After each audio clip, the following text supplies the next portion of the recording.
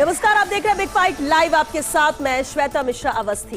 राजस्थान में सत्ता संभालते ही भजनलाल सरकार ने किसान हित को सर्वोपरि रखा और साफ संदेश दिया है कि अन्नदाता सिर्फ योजनाओं का लाभार्थी नहीं बल्कि सरकार की सर्वोच्च प्राथमिकता बनेगा।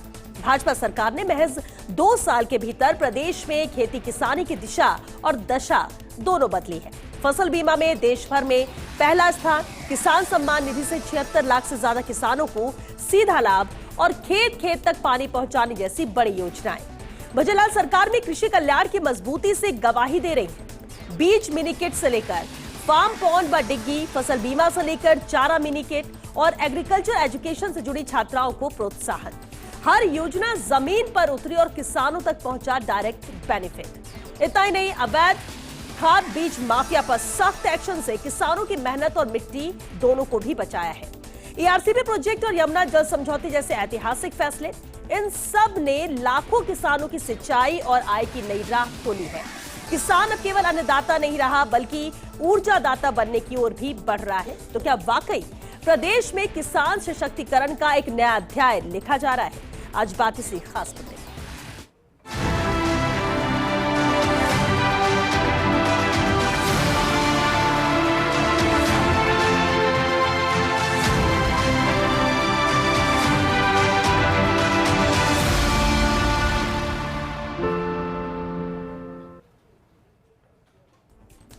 और चलिए इस खास मुद्दे पर चर्चा के लिए खास मेहमान हमारे साथ जुड़ चुके हैं। सबसे पहले उनसे रूबरू करा दे आपको। हमारे साथ चर्चा में मौजूद हैं बीजेपी से ओपी यादव जी, बहुत स्वागत है ओपी यादव जी आपका। कांग्रेस से हमारे साथ आर तिवारी जी है, तिवारी जी आपका भी बहुत स्वागत है। मिथिलेश जामनी जी भी मौजूद है, राजनीतिक विश्लेषक हैं, स्वागत है मिथिलेश जी आपका भी। और साथ ही हमारे साथ किसान जुड़ रहे हैं, फूलचंद बड़बड़वाल जी। फूलचंद जी आपका भी बहुत स्वागत है। खास मुद्दा है, किसानों से जुड़ा हुआ है और इसलिए मैं सबसे पहले ओपी यादव जी आपके ही रुख करना चाहूंगी, क्योंकि किसान सरकार की प्राथमिकता में है। सरकार हमेशा कहती है, बजट जब आता है उसमें किसान प्राथमिकता में है, ये कहा जाता है। और इन 2 सालों में कहा जा रहा है कि बहुत कुछ बेहतर किसान के लिए किया गया है। क्या माना जाए, किसान सशक्तिकरण के मद्देनजर एक नए अध्याय की शुरुआत है?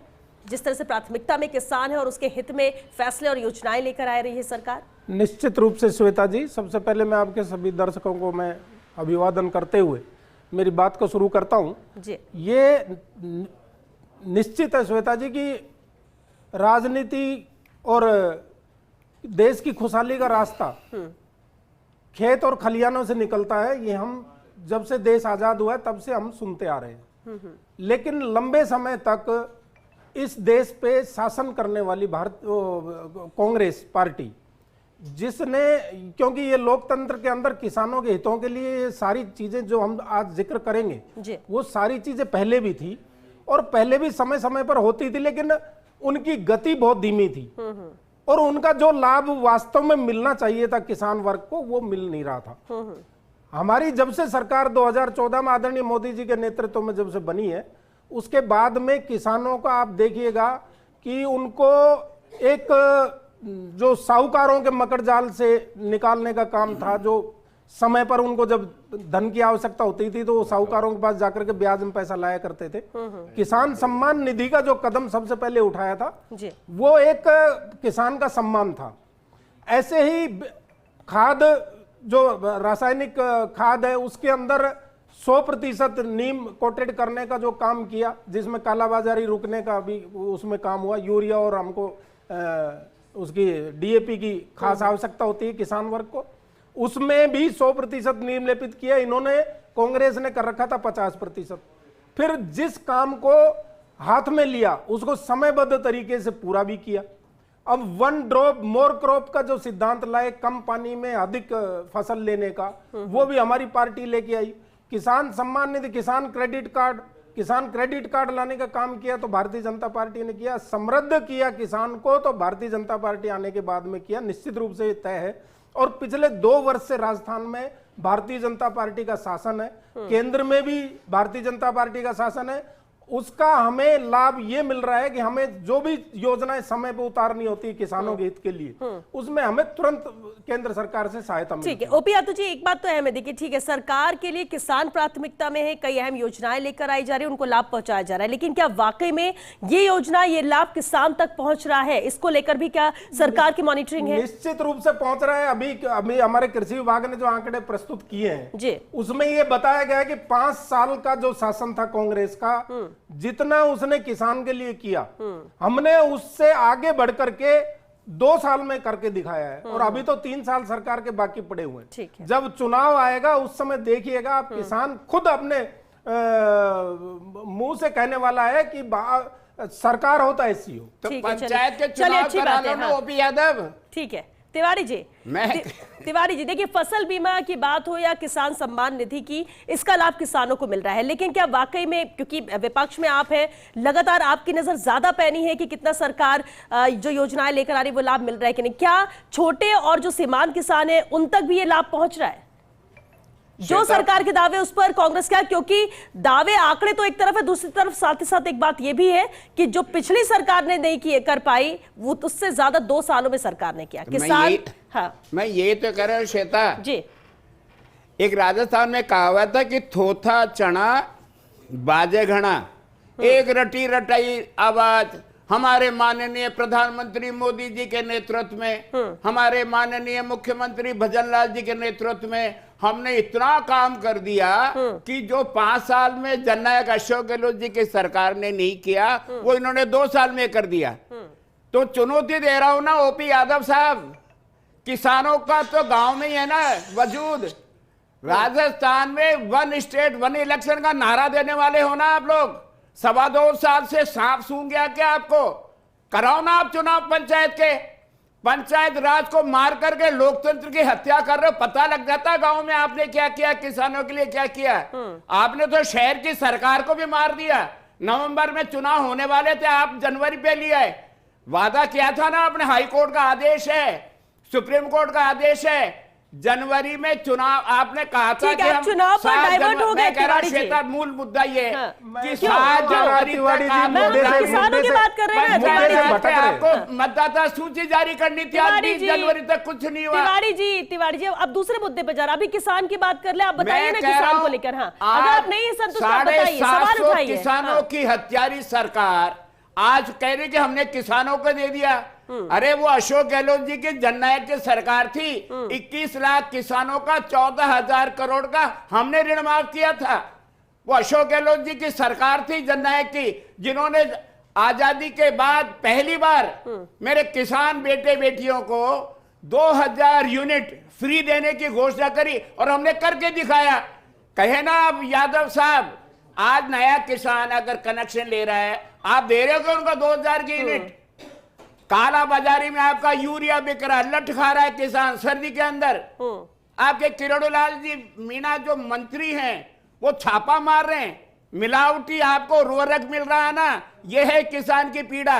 किसान को रात को ठंड में लाइन में लग करके यूरिया खरीदना पड़ा है और हमने कर दिया 2 साल। भाई साहब आप कुछ भी मत करो, कम से कम इतना ही कर दो कि वहां पर गांव में सड़क बना दो, वहां आम रास्ते के आप अतिक्रमण हटा दो, वहां लोगों की सुविधा का तो ध्यान रखो। ओपी यादव साहब केवल एक रटाया जवाब। पिछली सरकार का फोकस इस पे था तिवारी जी, पिछली सरकार का मैं कह रहा हूं किसानों को जितनी सहूलियत जननायक अशोक गहलोत जी की कांग्रेस सरकार ने दी, भूतों न भविष्य थी। गांव और ढाणी के अंदर सड़कों का जाल बिछाया। जब पंचायत राज ही हमने खत्म कर दिया, पंचायतें 2.25 साल से अब जो आप सवाल बिठा, मैं मिथिलेश से जवाब दूं, लेकिन उससे पहले क्योंकि हमारे साथ किसान फूलचंद बड़बड़वाल जी भी हैं, हर बार जुड़ते हैं नए मुद्दों के साथ भी और बेबाकी से किसानों की तरफ से बात रखते हैं। फूलचंद जी, अब देखिए सवाल ये फूलचंद जी की, बहुत सारे दावे सरकार की तरफ से भी किए जा रहे हैं, किसान प्राथमिकता में है, किसान के लिए बहुत कुछ योजनाएं लेकर आए, किसान को उसका लाभ मिल रहा है। फूलचंद जी आप बताइए,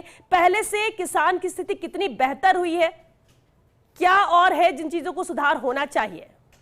जी देखो, देश के आजाद होने के बाद में किसानों का काम करने वाले चौधरी चरण सिंह, उसके बाद में देवीलाल जी ने और अटल जी ने, अब मोदी जी जो काम कर रहे हैं वो किसानों के हित में काम कर रहे हैं। जी अभी जो ये जी बोल रहे थे कि इनके जननायक के किसानों के लिए काम करे, पंचायत राज को बिगाड़ने वाले तो ये थे।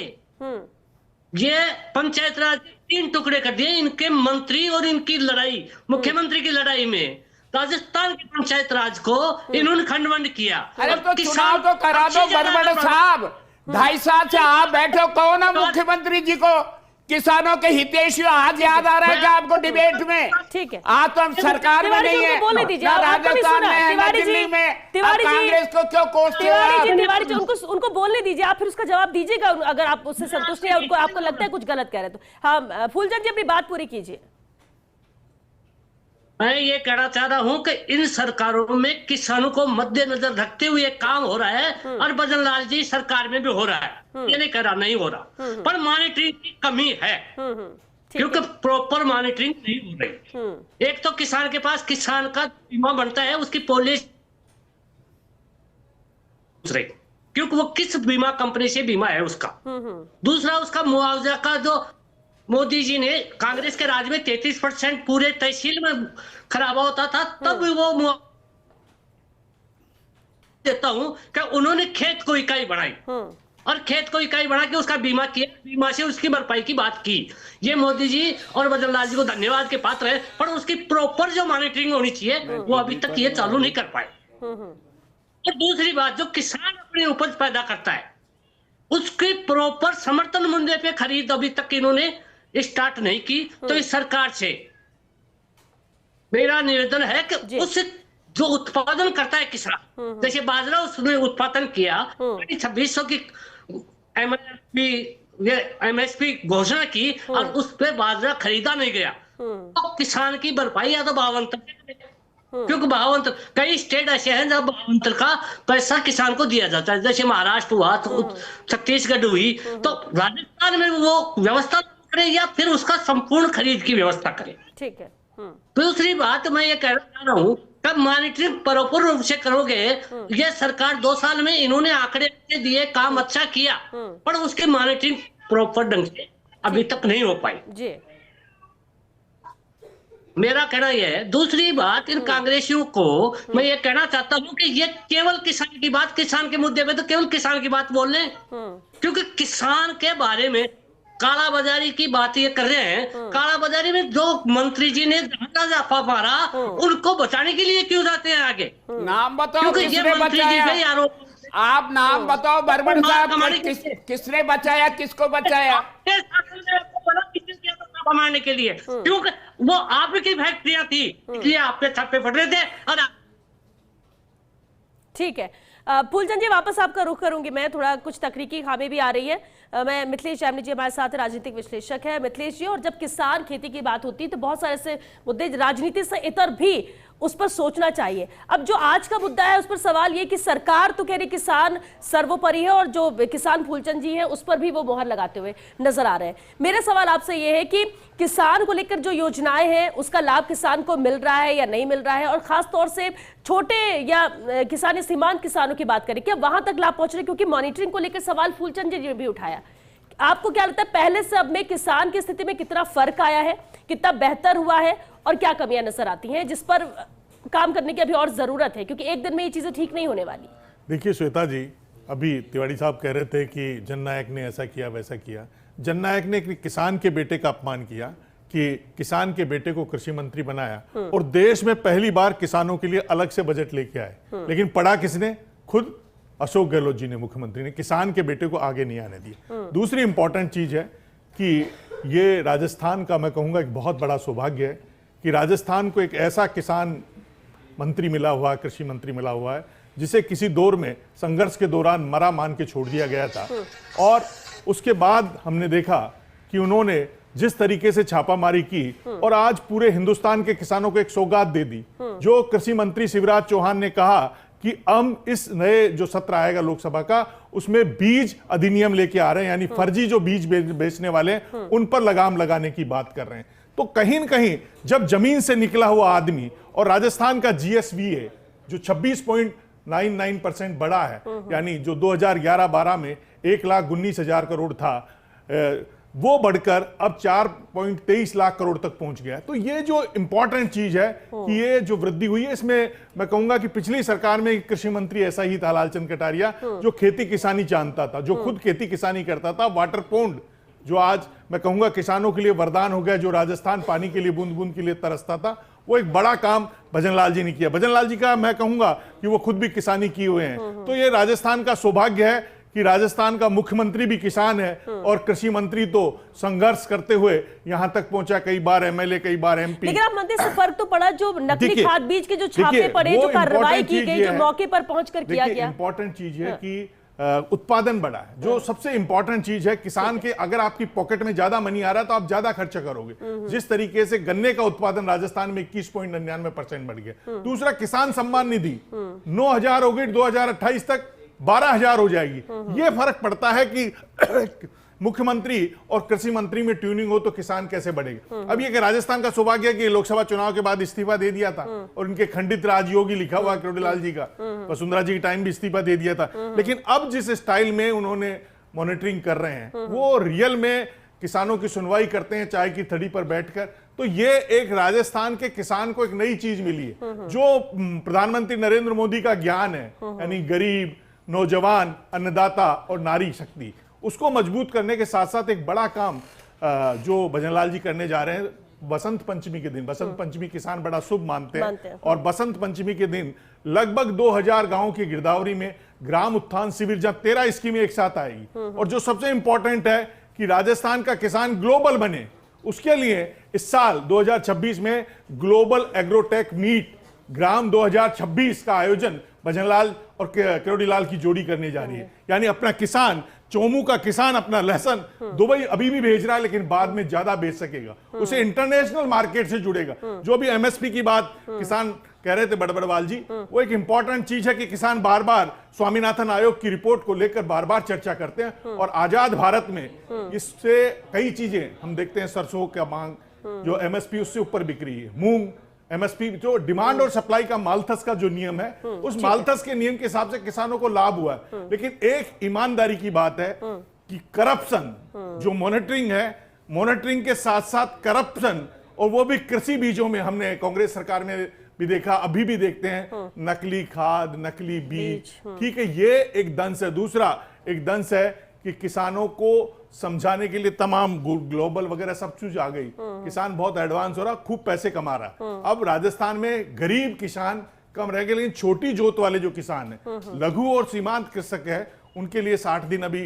जो नई जीबी राम जी आई है, उसमें नया कहा कि भाई 60 दिन आप अपनी खेती पर ही ध्यान दीजिए, कटाई और बुआई के टाइम, वो एक इंपॉर्टेंट है। लेकिन कहीं न कहीं उनके बच्चों को, और जो दूसरा इंपॉर्टेंट वेटरनरी, जो एक बड़ा, मैं कहूंगा कि समित शर्मा को भी मैं धन्यवाद दूंगा कि उन्होंने किसानों की पीड़ा को समझा, और जो सॉक सार्टेड सीमन लॉन्च किया है, जो अब पूरे राजस्थान में लॉन्च हो जाएगा, यानी आपके पशुधन है उसके अब केवल बछड़ा नहीं होगा, बछड़ी ही होगी, ऐसा जो लॉन्च हुआ है। और कहीं न कहीं दुग्ध उत्पादन में ये कहीं ब्रज की धरती को गिरिराज धरण का आशीर्वाद है कि राजस्थान दुग्ध उत्पादन में पूरे देश में नंबर 1 हो गया। ये एक बहुत बड़ी उपलब्धि है। एक जवाब तिवारी जी आपसे जरूर चाहेंगे कि अब इतने सारे बदलाव, इतने ज्यादा बेनिफिट किसान के हित में ये फैसले, क्या इसे किसान पॉजिटिव न देखें, सकारात्मक तौर पर देखें? उन्होंने भी सवाल आपके सरकार पर भी उठा दिया। श्वेता, जनतंत्र में चुनाव ही कसौटी है, कौन अच्छा है कौन बुरा है। भाई मिथिलेश जी, आप जो भी कुछ कह रहे हो कि आपने खुद ने कहा है, राजस्थान के आजादी के बाद का पहला इतिहास है, अशोक गहलोत जी ने पहली बार किसान बजट पेश किया, अलग से वित्त बजट के अलावा। इससे ज्यादा कांग्रेस की सरकार या कांग्रेस का हितैषी क्या कहलाया जाएगा। फिर एमएसपी पे बाजरा खरीदो ना, आप वादा किया था ना सरकार ने, किसानों की हितैषी है ना आप एमएसपी दे रहे हो ना बाजरा खरीद रहे हो। किसान की जेब में क्या जा रहा है, वो तो दाम अंतर्राष्ट्रीय बाजार में अगर सरसों के दाम बढ़ रहे हैं, उसमें किसान का तो फायदा तो किसान खुद मान रहा है। पहले से स्थिति तो बेहतर हुई है, वो मैं कह रहा हूं यूपीए की सरकार में 68,000 करोड़ का अगर माफ करने वाली देश का पहला कोई कीर्तिमान था, वो यूपीए की सरकार ने किया। कब तक उस कीर्तिमान को गिनेंगे? किसानों को जमीन का मालिक बनाने वाली कांग्रेस की सरकार, जमींदारों और राजाओं के छीन करके खेत जोतने वालों को जमीन का मालिक बनाने वाली कांग्रेस की सरकार। देखिए तिवारी जी ने अभी कमेंट जो खरीफ की जो फसलें हैं जिसमें बाजरा, मक्का, ज्वार, इनके ऊपर एक मुद्दा उठाया कि एमएसपी पे नहीं बिक रही, लेकिन एक इंपॉर्टेंट रिसर्च अभी आई है कि जब से प्रधानमंत्री नरेंद्र मोदी ने श्री अन्न योजना शुरू की है तब तक पूरे वर्ल्ड में मांग शुरू हो गई। बाजरा के बिस्किट अमेरिका से लेकर ब्रिटेन तक में बिक रहे हैं। तो ये जो ऑयरन और ये जो प्रधानमंत्री नरेंद्र मोदी का जो श्री अन्न योजना है वो कहीं न कहीं किसानों के लिए एमएसपी से ऊपर जा रही है। डायरेक्ट बेनिफिट का भी फायदा किसानों को मिला, लेकिन क्या बिचौलियों की भूमिका पूरी तरह से खत्म हुई है इस पर? हम इस डिबेट में 4 लोग हैं, 2 दल के हैं और 2 एक किसान है और एक विश्लेषक है। लेकिन 2 किसान भाई ने और विश्लेषक जी ने हमारी ही बात का समर्थन किया है, कांग्रेस की बात का समर्थन नहीं किया। मुझे लगता है तिवारी जी की सुई अटक गई चुनाव के ऊपर। चुनाव का मैं बता दूं, तो आप किसानों के हितैषियों काम किया, मैं कह रहा हूं। सुन लो, अभी महाराष्ट्र में काम किया, अभी महाराष्ट्र में गांव, महाराष्ट्र में गांव से तो किसान की समस्या तो पंचायत दूर करके हो गया। महाराष्ट्र में हुए, गोवा में हुए, पंचायत का चुनाव अभी यहाँ पे भी हो जाएंगे। दूध का दूध और पानी का पानी हो जाएगा। किसानों को आपने कुछ किया है तो किसान वोट डालेगा। चुनाव में भी भाजपा बाजी मारेगी, आप चिंता ना करो। अरे तो कराओ ना, क्योंकि अभी महाराष्ट्र का चुनौती दे रहे, कब कराओगे? आपने तो मतदाता सूची का प्रकाशन 7 जनवरी को वादा किया था। ठीक है, तिवारी जी एक सेकंड, फूलचंद जी हमारे साथ जुड़ चुके। फूलचंद जी, उस वक्त आप अपनी बात अधूरी रह गई थी, आपकी बात अपनी बात पूरी कीजिए सर, वक्त भी खत्म हो रहा है। फूलचंद जी, आप कह रहे थे कमी भी है, मॉनिटरिंग नहीं हो रही है। मॉनिटरिंग में बहुत बड़ी कमी है जी। मंगला पशु बीमा के इनका टारगेट था 10,000 का, और उसमें अप्लाई हुई 9,000। अब 9,000 पशुओं का बीमा हो जाना चाहिए था, पर उस बीमे में इनकी मॉनिटरिंग की कमी की वजह से 9,000 की पॉलिसी जारी नहीं हुई, और पॉलिसी जारी नहीं हुई पशुओं का जो बीमा किया था सरकार ने, वो पशु खत्म हो गए और उन क्लेमों को रिजेक्ट इस वजह कर दिया गया कि आपके पशु का बीमा नहीं बना, जबकि उस पशुपालक का काम नहीं था, केवल बीमा पॉलिसी जारी करवाना विभाग का काम था, सरकार का प्रीमियम देने का काम था। सरकार ने पूरा प्रीमियम दिया 9,000 का, कुछ किसानों को आज तक उसका लाभ नहीं मिला। ऐसे एक नहीं अनेक केस हैं। तो मंगला पशु बीमा में इस विभाग की लापरवाही की वजह से वो किसान उस विभाग में चक्कर काट रहे हैं। 181 में कई बार ठीक है, अगर मॉनिटरिंग हो तो उसकी समस्या का निदान हो सकता है। इस बात का मैं इनका पक्ष लेता हूं, किसान भाई का, जो आज हमारे डिबेट में साथ में है। निश्चित रूप से यदि आपकी इस तरह की शिकायत है, मैंने 2-3 पॉइंट आपके नोट कर लिए हैं, इन पे जरूर गंभीरता से हम विचार करेंगे, सरकार तक पहुंचाएंगे। जो बात मानने की है, जो करने की, वो करेंगे ना। किसान के हित में जो भी हो पड़ेगा वो करेंगे, ये हमारा कमिटमेंट। मुख्यमंत्री भजनलाल जी ने कहा कि किसान अगर अब बैल से खेती करेगा तो 30,000 किसान को मिलेगा, लेकिन एक प्रॉब्लम है जो हनुमान बेनीवाल ने भी उठाई कि जब वो बैल को बेचने के लिए मेला लगाता है तो उसमें बैल को पकड़ लेते हैं कि भाई गोवंश को ले जा रहे हैं, गो हत्या हो जाएगी। तो कहीं न कहीं उसको रिबेट देनी पड़ेगी मुख्यमंत्री जी को कि कहीं न कहीं जो नागौर के बैल हैं वो अंतरराष्ट्रीय लोग बाजार में जाएं, दूसरे राज्यों में जाएं। दूसरा एक सोयल कार्ड का एक मुद्दा है कि किसान की खेती में उसकी मृदा का जो अपरदन हो गया या पीएच लेवल क्या है वाटर का, उसका जो कार्ड है उसमें जैसे आज हमने देखा ना कि राजस्थान अधीनस्थ सेवा बोर्ड में गलत नंबर चढ़ा के नौकरी लग गई, वैसे ही सोयल कार्ड में फर्जीवाड़ा होता, क्योंकि मैं खुद भी किसान हूं। तो ये एक बहुत बड़ा फर्जीवाड़ा है कि ग्राम सेवक ईमानदारी से नहीं आते, वीडियो जो कन्वर्ट हो गया वीडियो में वो ईमानदारी से काम नहीं करते, कृषि अधिकारी समय पर नहीं जा रहे। तो कहीं न कहीं एग्रीकल्चर यूनिवर्सिटी अच्छा काम कर रही है, बहुत रिसर्च हो रहा है राजस्थान में, पीएचडी और एजुकेशन बढ़ रहा है, लेकिन कहीं कहीं बच्चे नहीं आ रहे एडमिशन में। अभी जो जेट का रिजल्ट आया कि बच्चे एग्रीकल्चर में एडमिशन लेने से डर रहे हैं। ये राजस्थान को और जो कृषि आधारित भारत बनाने का मोदी जी का सपना, उसको ब्रेकअप लगाता है। इसमें थोड़े सुधार की दरकार है। चलिए, क्योंकि वक्त खत्म हो चुका है। बहुत शुक्रिया आप सभी का इस चर्चा में शामिल होने के लिए। देखिए, किसान हित सर्वोपरि है, सरकार इसे लेकर चल रही है और इसलिए बहुत सारी ऐसी योजनाएं हैं जो किसान के लिए लेकर आ रही है, किसान को संबल प्रदान कर रही है, मजबूत कर रही है, आत्मनिर्भर बनाने की कोशिश कर रही है।